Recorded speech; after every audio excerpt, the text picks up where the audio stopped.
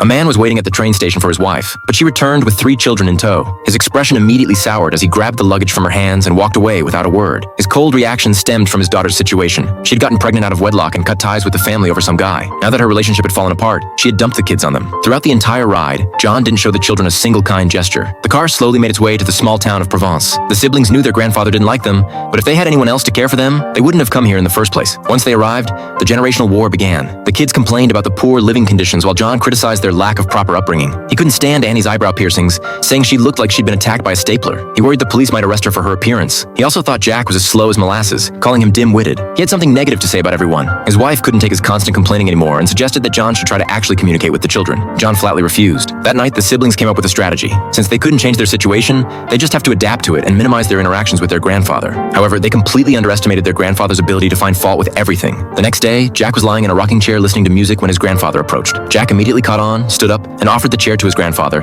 then settled into a nearby hammock. His grandfather warned him about spending too much time online, saying he'd catch germs. Jack corrected him, explaining they were called viruses. When Jack offered to set up a social media account for him, his grandfather immediately shot down the idea. When John discovered that Annie was still in bed, he went downstairs and sent his dog upstairs to wake her up. The dog trotted upstairs, and soon Annie's screams echoed through the house. And this was just the morning. By noon, the heat was becoming unbearable, and soon the family members were engaged in heated verbal battles that made the sweltering weather feel even hotter. Stubborn John insisted that since this was his house, everyone had to follow his rules. Jack questioned this logic.